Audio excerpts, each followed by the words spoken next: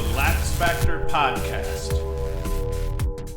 What is up, college lacrosse fans? You are watching episode number 143 of the LaxFactor Lacrosse podcast, and we have a bunch of games to talk about today, but we're going to jump right into the lead game here. Number 4, Rutgers at number 3, Maryland. Battle of the only undefeated teams left in the Big Ten went down at 3 p.m. on Saturday in College Park. Maryland wasted no time. They jump right out and score the first goal of the game, a tic-tac-toe goal just 28 seconds in. And then less than 2 minutes later, Rutgers sticks one on a break, Adam Charalambides. And I had a good feeling at this point, hey, this is going to be a pretty good game. We've got 2 goals right off the bat here, and it's 1 up. And then it went back and forth like that through the first half. 3:48 left in the second. Maryland ties it up at 7s. Matt Rahill to Joshua Kaufman, a pull to a short stick D mid goal in transition. 37 seconds later, we're still in the 3-minute area. Bernhardt scores unassisted to give the Terps the lead. Continues this back and forth that we've seen. 1:31 left in the half. Freshman Shane Knobloch scores from David Sprock, and now the Scarlet Knights have it tied back up. And it looks like we might go into the half tied at 8s, but not so fast. 28 seconds left in that second quarter. Adam Charalambides scores again, this one unassisted off a nice dodge. And we're thinking Rutgers is going to have the lead in the half. Not so fast. 3 seconds left in the half. Danny Maltz scores off a Wisnauskas feed, and now we're tied. Just absolutely crazy first half as things just went back and forth over and over and over again. But remember how interesting Hopkins kept things early in the game, or in the first half at least, against Maryland. Rutgers was able to hang for 3 quarters, but inevitably Maryland extended their 11-10 lead at the end of the third quarter to a 19-12 win, because Maryland is really, really good at lacrosse, both on the offensive side of the ball and on the defensive side of the ball. Rutgers just couldn't keep up once we got into that fourth quarter, and Maryland goes on I think it was an 8-2 run over the course of that fourth quarter to just bury them at the end of the day. Scoring for Maryland, Bernhardt, 6 and 1 on the day. So he's put himself, I had been talking, I might even said in yesterday's live stream that Bernhardt was looking like, that the Tewaaraton race was kind of a 2-man race. Let me change that right now, and I want to say the Tewaaraton race is now a 3-man race because Bernhardt has been playing like an animal so far. I don't know how I forgot him while I was making that point that it was really between Sowers and Gray, but you absolutely have to put Bernhardt in that equation, especially with the way that Maryland's playing and the way that he's kind of carrying them offensively. Daniel Maltz, 4 goals. Logan Wisnauskas, 2-2. Kyle Long, 3-1. Justin Shockey played well at the faceoff dot, 19 of 35. He picks up 12 ground balls. And Andy had a goal that his coach stole away from him. Tillman called a timeout at one point when Shockey stuck one. He called the timeout a little bit before he got down the middle and scored. You could tell Shockey was a little bit dejected there. Nick Grill, he continued to play like one of the best defenders in the country. 2 caused turnovers and 3 GBs, and 9 saves in cage for McNaney.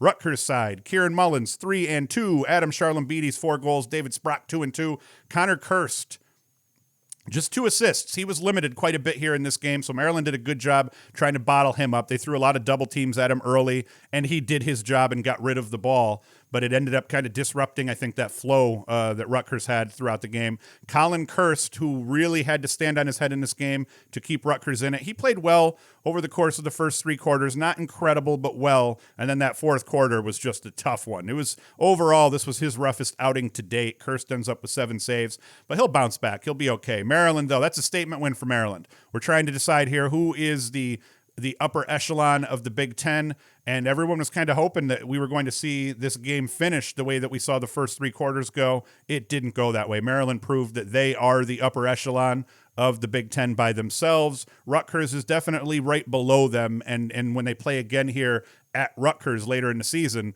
the tides could turn for sure, but right now, Maryland, they're king crap here in the Big. The next big game, another Big Ten game here, was Penn State, number 12 Penn State at Johns Hopkins.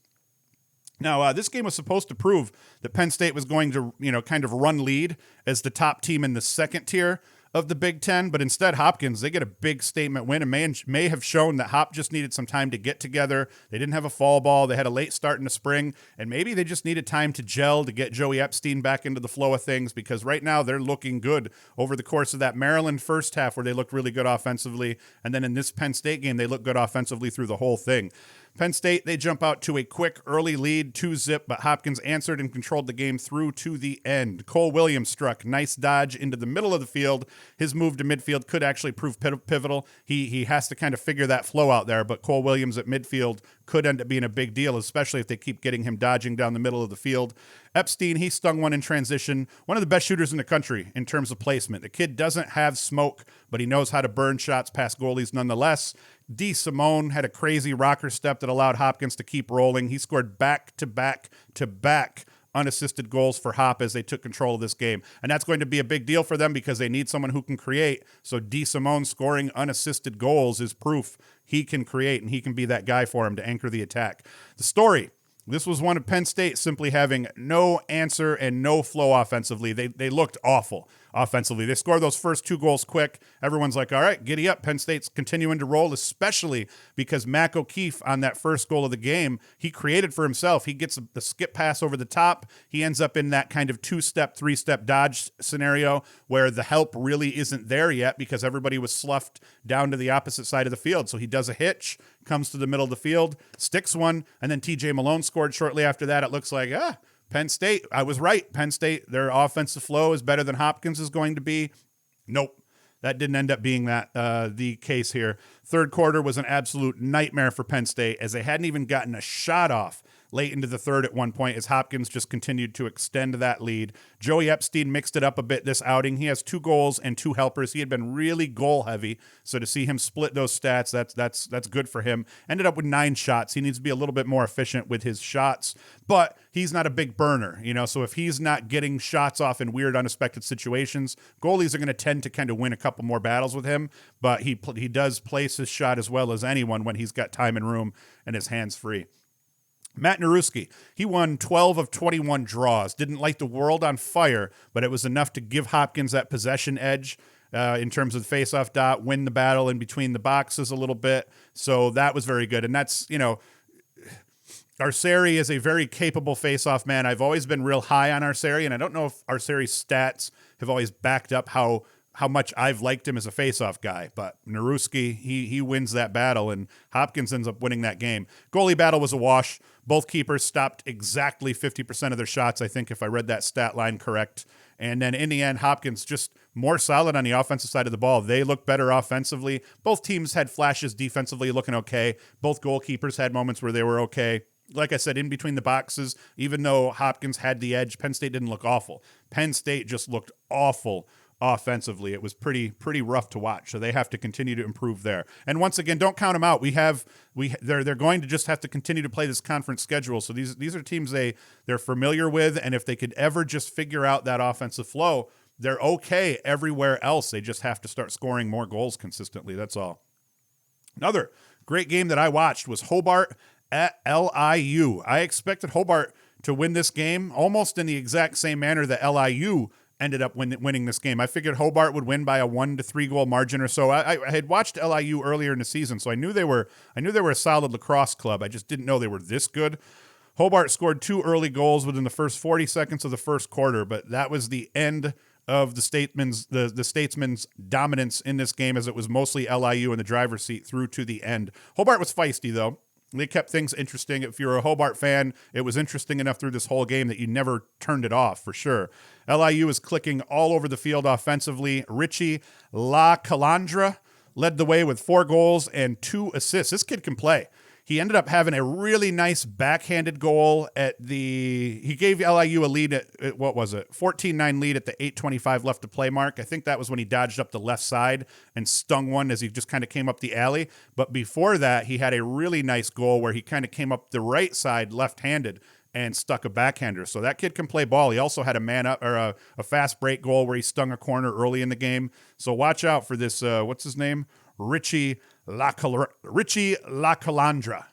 It's a cool name, man. I'm trying. I might have butchered it a little bit, but LIU, Sean Bowl, 4 goals. Blake Bellin. I have a buddy named Bellin, 1 goal, 2 assists. And Will Snedlers. I think Snedlers is the big cat. LIU had this big kid that at one point, and I've already rolled the highlight, I think, of it, where he kind of dodged down the left alley, came up around the back, and then just bruised his way into the middle of the field. But he is a big bois for sure, but has a hell of a stick, so he looked pretty good too.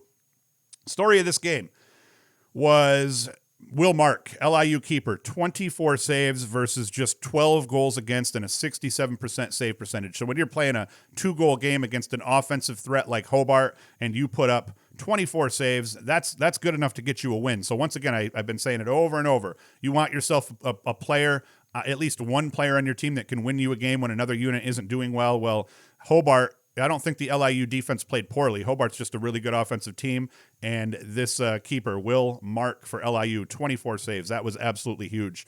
Hobart scoring, they looked good. They had moments where they looked really good offensively, followed by lulls where they just couldn't get things going to just kind of keep pace with everybody. Hobart, Ryan Archer, 1-3. Anthony DeTellis, 3 goals. And then Holtby for Hobart. He had 12 saves versus 14 goals. He's a good goalie, sophomore goalkeeper for Hobart. So he had a solid game. You know, he just wishes he had the 20 saves as opposed to his counterpart, Will Mark. So that ends up being the difference in this game, though. One goalie puts up 20-plus saves. The other just barely gets into double digits. That is the ball game. LIU wins. This leaves us with the question, though. Who is the best team in the NEC now? I figured it would end up being Hobart, Bryant, the Mount, just because of past seasons or whatnot. And now it's like we got Bryant definitely, I think, still kind of at the top here, but LIU's kind of sneaking up from lower aspects of being in this conference to being one of the better teams in this conference now. So I'll really be looking forward to that Bryant-LIU matchup. Number 20, Richmond. Whooped on number 23, or whooped on VMI 23-6, unranked VMI. I won't say much about this one other than Richmond needed a big win. I feel like the teams that end up playing brutal schedules early in the season, they get brutalized. In this case, Richmond and High Point get brutalized by the ACC. So it's like, hey, Richmond gets a 23-6 win. It's worth mentioning because they were only 1-3, I believe it was, coming into this game. So they needed a win badly. A non-conference win nonetheless.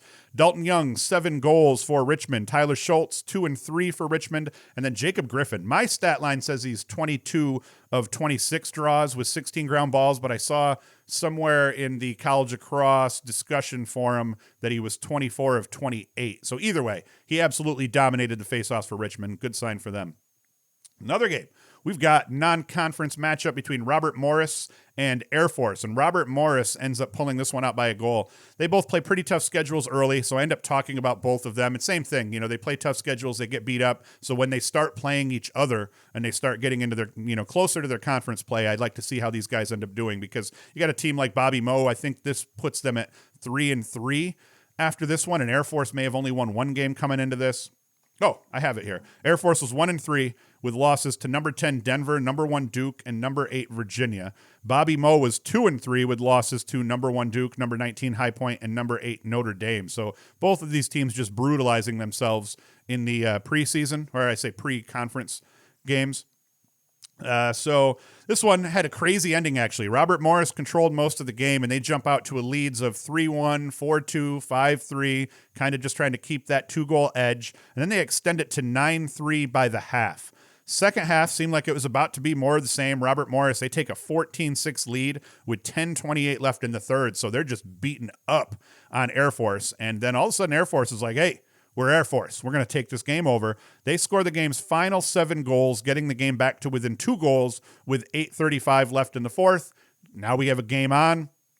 But alas, they didn't actually get it back to 1 goal to the point where they were legitimately threatening this ball game and to upend everything until 1 second left in the clock. You see a lot of these games where the other team will score with like a second or 3 seconds left to get back to within a goal or two. Makes it look closer than it really felt as you were watching the game, but still a great way, a good sign for Air Force to battle back and finally get things clicking. Kind of makes you a little sick if you're Air Force too, to think, well, we could have been doing this the whole game.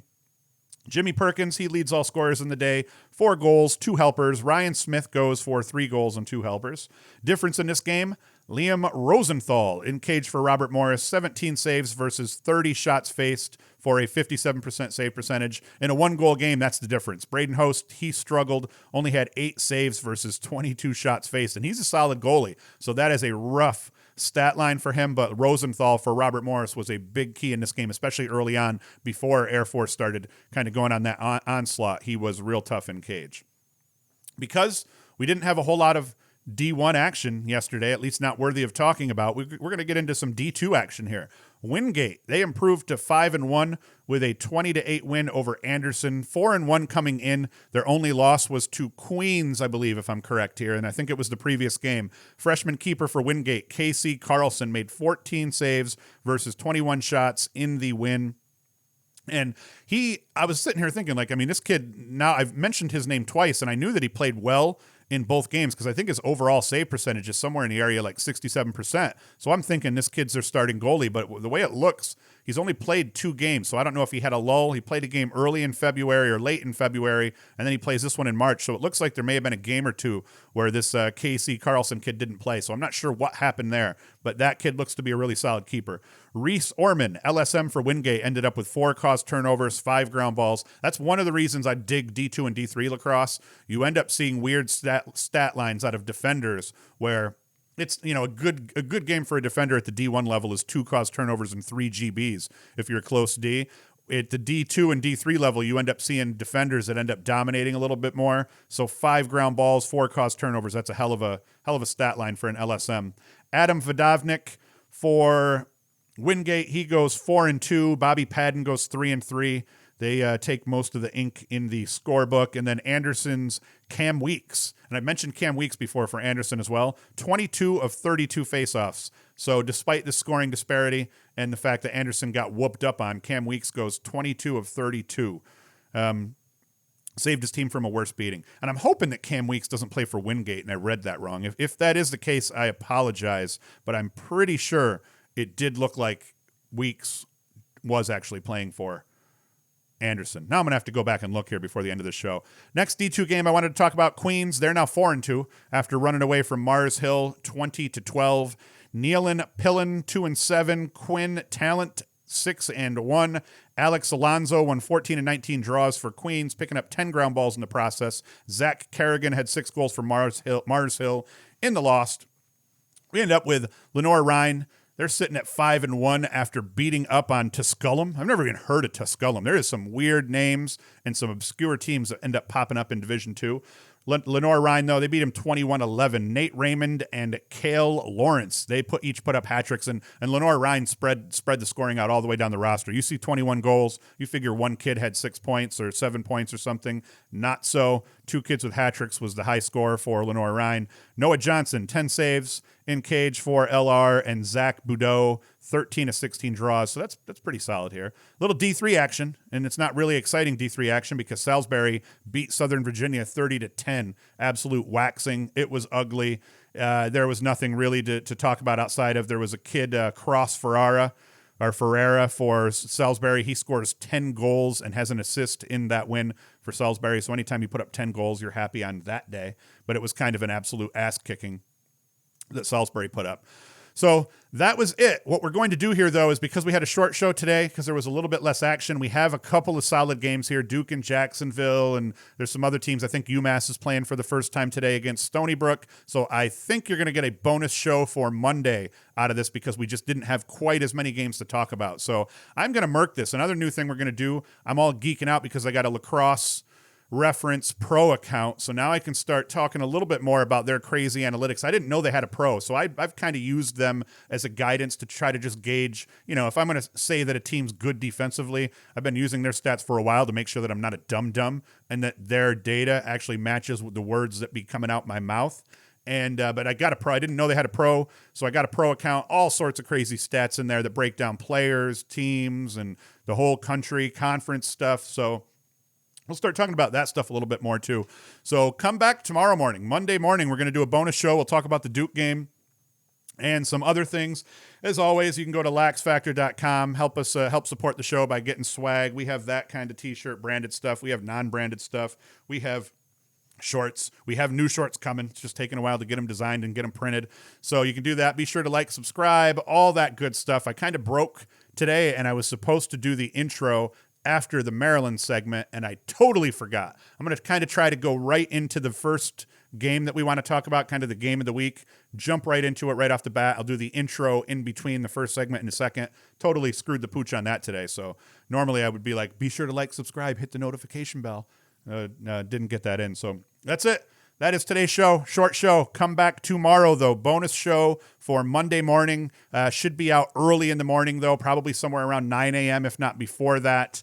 So come back. You'll get a bonus show Monday, and then we'll be back again, as always, Wednesday, and then back again on Saturday for the live stream at 10 a.m. Every weekend, we do that live stream at 10 a.m. on YouTube. You can go to youtube.com/LaxFactor, or we throw the link up on Twitter before we kind of go live every weekend, so you can hit us up there. And we're trying to expand. If you're a Twitter person, go to twitter.com/LaxFactor. Follow us there. If you're an Instagram person, go to instagram.com/LaxFactor podcast.